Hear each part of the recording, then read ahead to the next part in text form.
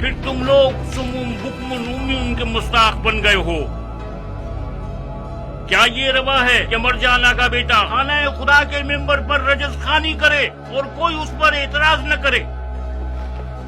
پہلی بات تو یہ ہے کہ لشکر شام ایک دھوکہ ہے، مگر اس کے منہ میں خاک ہو کہ سنت پیغمبر اور احادیث نبوی سے کوئی بات نہیں کی. کیا رسول خدا نے نہیں فرمایا کہ میرے اہل بیت کی مثال کشتی نوح جیسی ہے؟ اس کو جانتے ہو بن حریث؟